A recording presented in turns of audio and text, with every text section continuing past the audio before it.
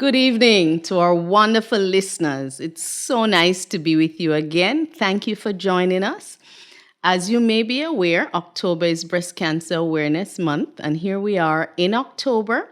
We have some special guests joining us today. But before they talk to us, I just want you to be aware that 1 in 8 women will experience breast cancer over their lifetime. And typically, it's in the older women, but in doing the research for this podcast, I discovered that even little babies can have breast cancer. Very, very rare, extremely rare, but it can happen. And you must be aware that men can have breast cancer also. I've known a few that have had it. My husband's uncle actually died from male breast cancer. So this is something we need to be aware of. There's more awareness, but there still needs to be more. And we have 2 wonderful guests with us who both have experienced breast cancer. And I'm going to have them share their stories with us in just a few. So welcome. If you have any questions, please go ahead and type it into the conversation that we're having, and one of the hosts will be happy to answer those questions for you. So without further ado, let me introduce you to Tamara and Derla, and I'm going to have them tell you a little bit about themselves, and then we'll talk about their journey with breast cancer. So Derla, why don't you tell us who you are, what you did, what you're doing now, and then Tamara will follow. Yeah, my name is Derla Brown-Libby, and I'm the older segment for the older part for breast cancer. I'm a registered nurse and retired, presently working at a Christian school as a school nurse 2 days a week. Nice. Tamara? Thank you so much for having me. My name is Tamara. I am a mother of 2. I'm an accountant, and I was diagnosed with breast cancer at the age of 35. Very interesting. So here we have Tamara representing the rare, but it can happen, a young person in her 30s who was diagnosed with breast cancer. And she'll tell us in a minute what she thinks about that and what she thinks about all you women out there who are in your 30s and think, that's not going to happen to me. So Derla, let's start with you. Derla had breast cancer a little bit older. Yeah. And tell us that. Tell us how you found it, what happened. I know you had a cancer before that. Maybe you want to start there. Oh, all I can say is thank you for having me and for allowing me to share my testimony. I was 43 years old, and I was having some rectal spasms. And being an oncology nurse, I wanted to really have a colonoscopy. But the insurance would not pay for it. They said, no, you don't have any symptoms for colon cancer, and furthermore, you're too young.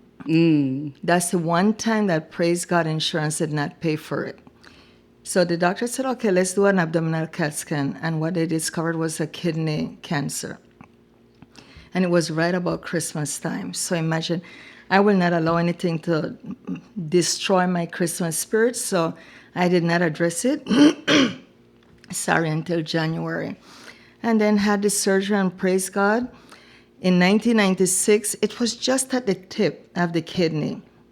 And I begged and I pleaded, please just remove the tip. Oh, no, we cannot do that. This is science for you, but thank God, He's the ultimate healer. They took the whole kidney. 4 years later, they were resecting kidneys. And that's it. I was 43 years old. So that was my first cancer. At 52, I usually do all my medical exams in May. And that year was a difficult year. And I said, I'm not going to do anything. I'm always trying to follow the straight and narrow path and behaving, and all these things happening to me. I'm not going to do it. But God is a merciful God. That was May. September, my sister-in-law said, I'm having these vaginal changes, and I don't want to go to the doctor. And the nursing me started to tell her, you gotta, you gotta, you gotta. And then I heard myself. I said, but you haven't done your mastectomy. Your mammogram. My mammogram, sorry. My mammogram. And immediately I scheduled it. And that's when it all began. If I'd gone in May, they would not have found it because it was so tiny. If I'd waited till next May, it would have been too late. God is awesome. That's wonderful. I mean, it's not wonderful that you had cancer, No, I understand. but it's wonderful that the timing was appropriate for you. Tamara, what about you? Tell us how you discovered yours. So I was sitting watching TV, just a regular day, and for some reason, like you said, maybe good divine intervention, I'm just going like this, just thinking and going like this, and I felt a little lump on my upper chest.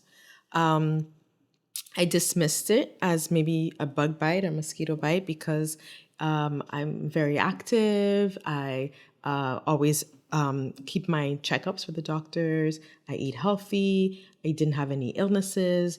So I said it just most likely is a little bug bite, And I have to say that the year prior, I had a mammogram, which was just my choice, trying to be proactive. I wanted to see, and everything was fine at the time. A couple months later, I was talking to my mom, and she says, and I said, I have a little lump here, and I have her feel it.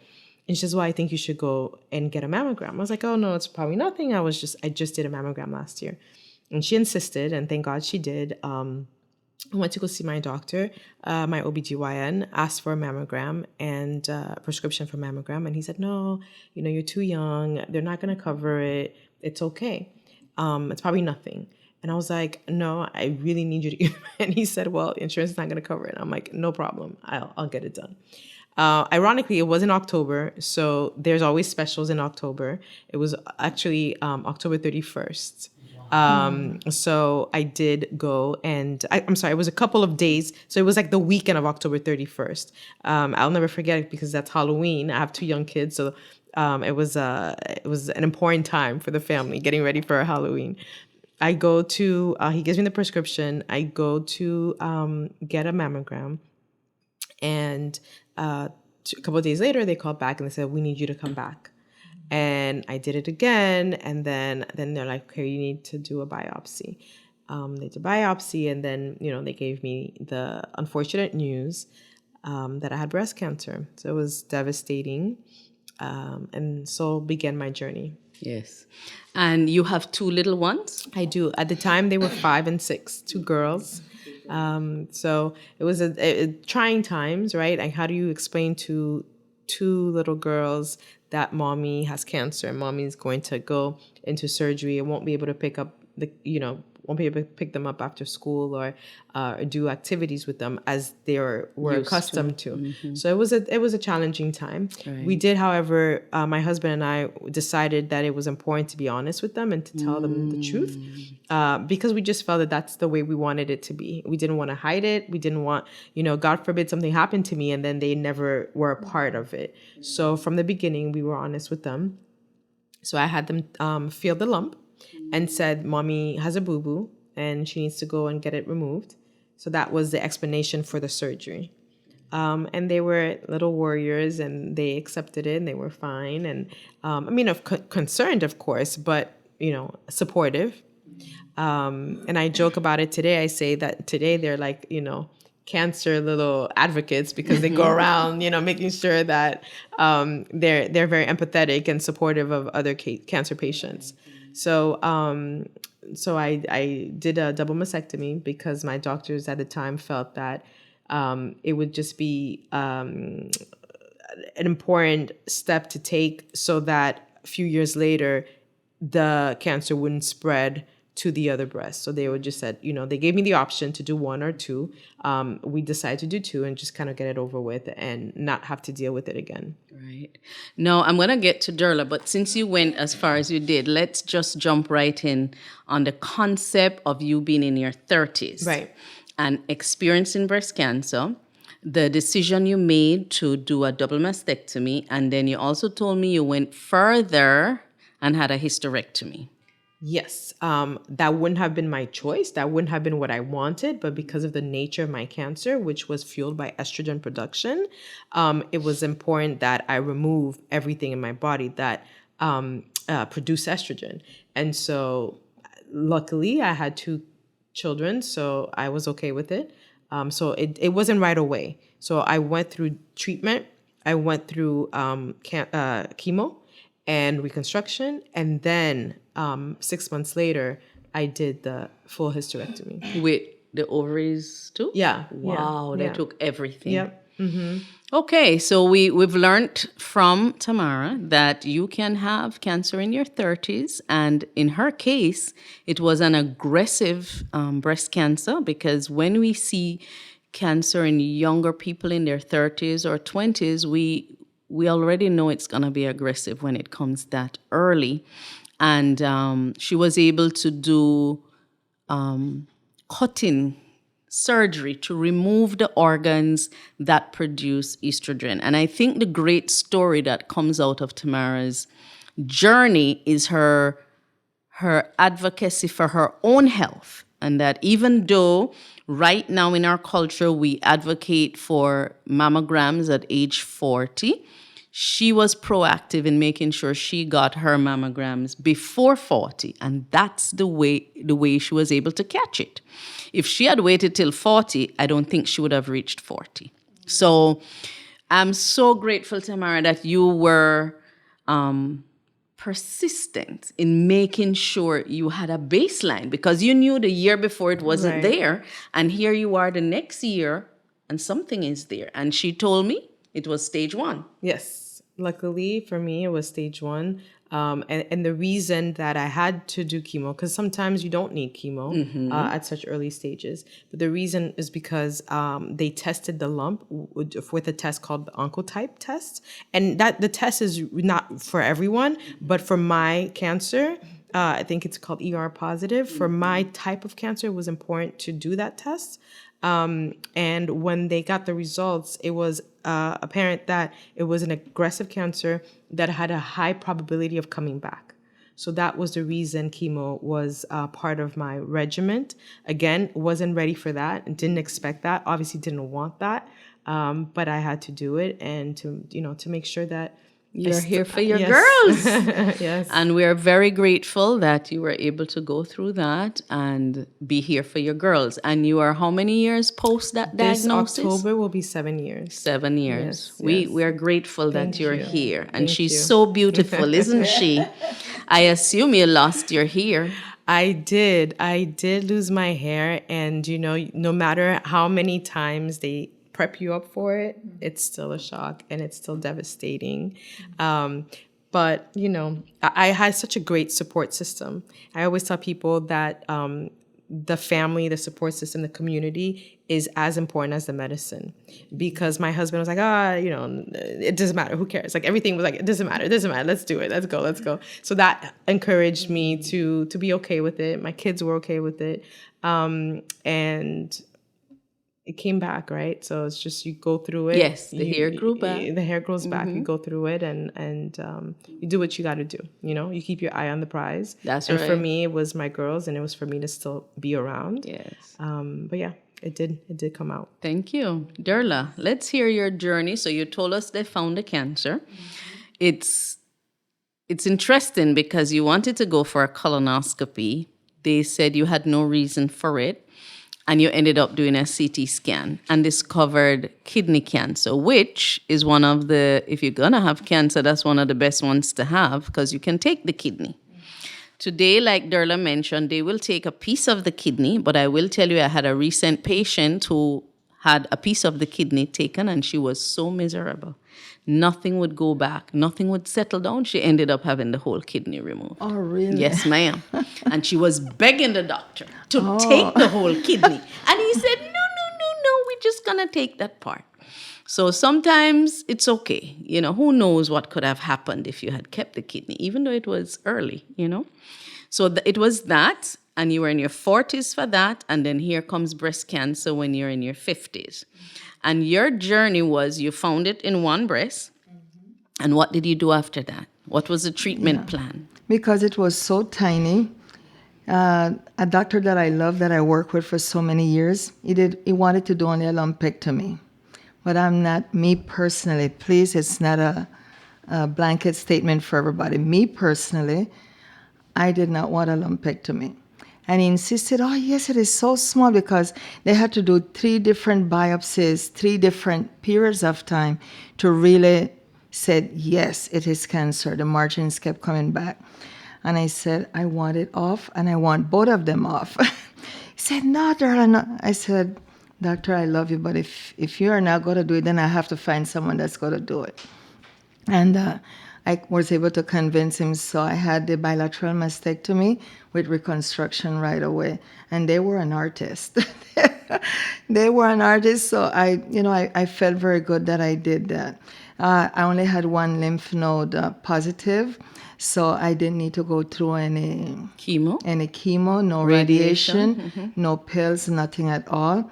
Just monitoring every so often. Speaking of pills, are you on medication? Yes. Which one are you taking? Anastrozole. Okay. Yeah. So you're still on it 7 years later? Yes, unfortunately. Again, part of the journey. Originally, they said 5 years. Right. And then on the 5th year, for whatever reason, they said, you know what, I guess studies have shown that it's best to stay for 10 years. Right. So, yes, I take it. And I will say in the beginning, it gave me a lot of side effects, but my body has adjusted to it. And so I no longer have those side effects. And the side effects were,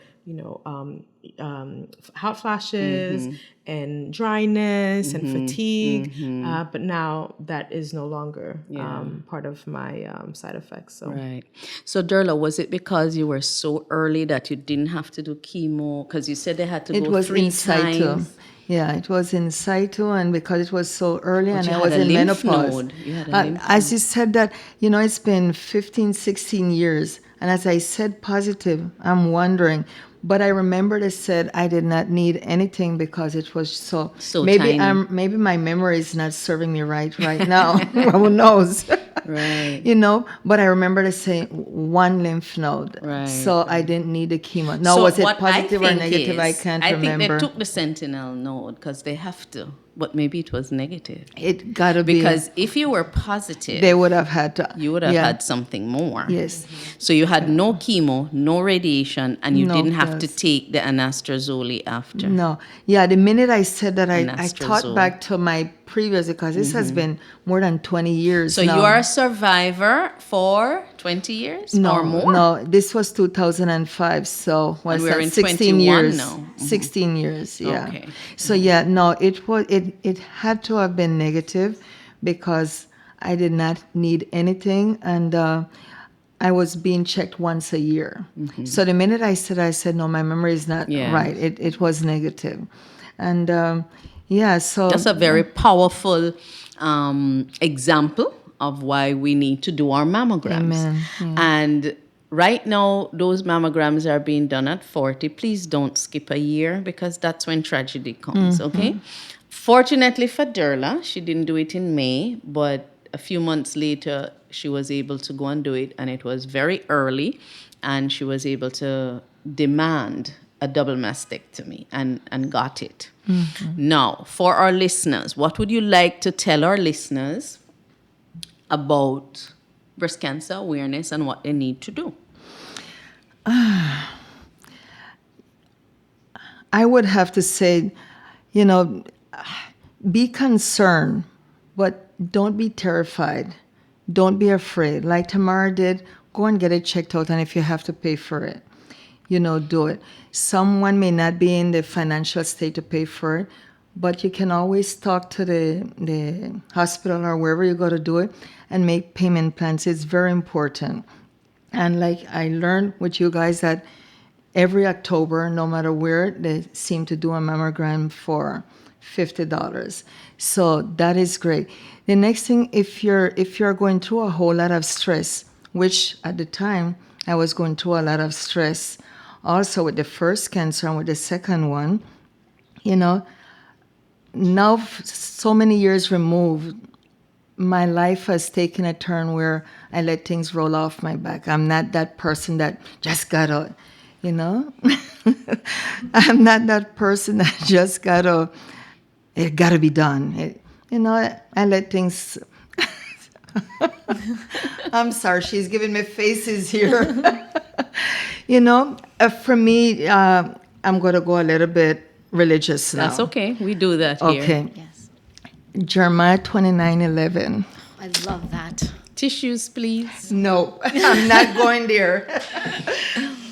Jeremiah 29:11 has been my saving grace. Because God has been so good. Yeah.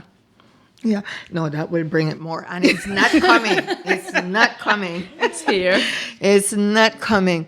Yeah, it has been my saving grace. I mean, God really loves us. The 2 cancers that I had, I tell you the story. I should not have been here. And that was cancer. I mean, growing up, it was asthma. It was always something health-wise in my life. The enemy plays tricks on us. It was always something. There was a time I even had suicidal tendencies. I would never have done anything because I want to see the face of God. So if you don't have faith, I would say find some kind of a faith. Find, maybe for you it's education. Maybe for this next person it's exercise. For me, it is God. And Jeremiah 29:11 really John 3:16 gave me eternal life, but Jeremiah 29:11 gave me the emotional stability to live this life. Now at 68, I'm telling people I'm living my best life now. I don't let things bother me like before. And if it does, it only lasts for 5 minutes. And I made that commitment when I got divorced because the divorce was worse than the cancer. It was worse. So it's always, and before, I thought that life was just mountaintop experiences. No, you hit a mountain, the following day you're in the valley. You're in the valley, you hit the mountain. And I don't like roller coasters. So that's why I got a little bit emotional, because God has been so, so good to me to allow me to live this long, to see that, yes, there are going to be problems, but we celebrate the pleasures of life. We embrace the pain, and we praise Him for the rest. And I see that in doing that, I am living my best life now. So if I have to say anything, that's it. Prevention is key. Be proactive. Have your faith. Try to get enough rest. Exercise, which I don't do as I should. Diet. All these things are important. We all know these things, but we need a constant reminder of them. So I have pretty much just settled on, God, I'm doing my best, you do the rest. And if you're ready for me, then c'est la vie. Tamara, what would you like to say to our listeners? Right at that camera. That was very powerful. Very good. What I would say is 2 things. The first thing is know your family history. Because if you don't know your family history, then you won't know what you could have inherited, or what you need to focus on. So I would say have conversations with the elders in the family, understand what caused certain people to pass. Was it an illness? Was it cancer? Okay, if it was cancer, then that means that you need to be a little bit more proactive than the rest, because chances are that you're going to inherit that cancer. So I would say family history is important. I would also say to just be as proactive as you can, and be an advocate for yourself, because nobody knows your body the way that you do, and nobody is going to fight for your life the way that you will fight for your life. So you don't just, if a doctor says that he's not going to do something, like you said, you go see another doctor. If you feel sick, you don't feel right, go see the doctor. If you don't get the answers you're looking for from that doctor, go see another doctor. And if that doesn't work out, go see another doctor. But at the end of the day, you are your best advocate, and it's really important for you to take control of your body. So those are my 2 takeaways. Thank you, ladies. I really appreciate what you shared. And I'm going to ask Laura to ask any questions or comments that she would like to do now. Well, what I'd like to add is that you're never too young to check. So as you said, I had a similar situation. I did not end up having breast cancer, but in my late 20s, I ended up with a biopsy and a lumpectomy because I had felt something in my breast, and because of family history. So understanding that my mom had had ovarian cancer, we had breast cancer in the family as well. So knowing the family history is very important, and finding a doctor that you're comfortable with, also important. Because of family history, sometimes, in my case, was I had to get a mammogram. It's starting in my early 30s. So by 30, 31, every 6 months. And I was monitored like that for years, and then eventually did the BRCA test and found out that I was BRCA negative, and that allowed me to then return to every year. And so really being an advocate for yourself and knowing your family history and finding a doctor that you're comfortable with, I think, is so, so important. And in terms of Jeremiah 29:11, one of my favorite verses, and I always look at it and think of Jeremiah 29:11, when I need help, it's my go-to 911. Yeah, I like that. So that's, definitely in those times where you're like, I just need a little dose of God. Go to my 911, Jeremiah like 29:11. Thank you. That's awesome. I like Yes. that. That's a great way to remember that. That's a great way. Awesome, Yes, awesome. yes, Thank yes. you. One of the things we haven't touched on, which you mentioned earlier, Derla, and you said it a little bit, was the concept of stress. Can you talk to that a little bit on how you being a past oncology nurse, what did you see? Why is stress an issue with cancer?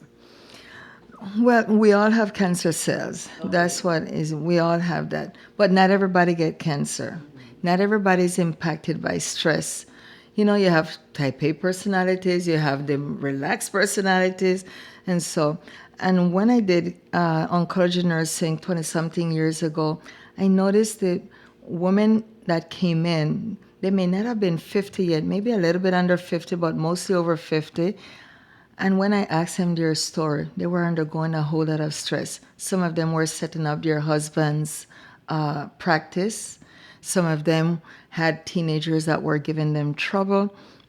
And so I started to follow and just ask. And I noticed that stress was a key component to it. Now, I didn't go and research and see, to give you a scientific response. This was just an unofficial survey that I did.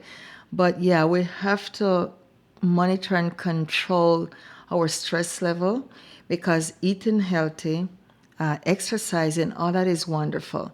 But stress, those same people that control their weight and, their eating habits are living stressful lives.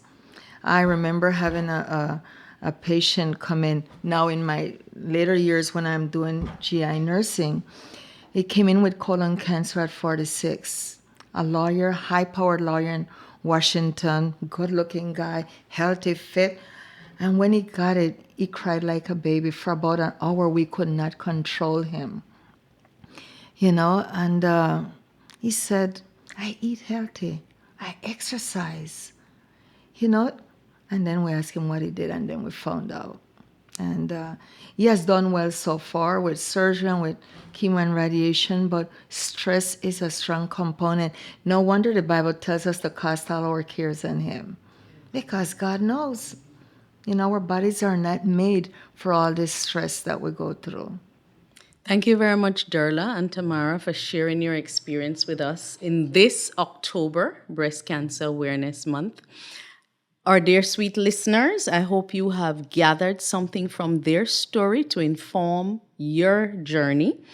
And if you're a female, please pay attention to your bodies. Do your self-breast examination. If you feel anything, it's not a bug bite. Please go and have it checked and have your doctor do what we call a clinical breast examination, and insist that you want to go further if they're playing it off as if it's nothing, okay? And then, as Derla shared with us, in October of every year, there is somewhere that is offering mammograms at a reduced price, and so you can ask your doctor for a prescription and go and get a breast a mammogram done. Okay? We want to thank you all for being with us this evening. This is something we're very passionate about. We are women, so we are at the highest risk for breast cancer, okay? So men do get it too. So men, check your breasts, and if you find lumps, have that investigated also. But globally, as we speak to women, please don't hesitate. We have two. And unfortunately, I cannot ask the ladies to show you the artistry today, but trust that it was done well and they are happy. So thank you all for joining us, and we look forward to seeing you again next week, same place. Would you like to give them the way to contact us, Laura? Absolutely. As you know, we always love to hear from you, so please reach out to us at GWEnrichment.com and look for us on YouTube and follow us. Till next time.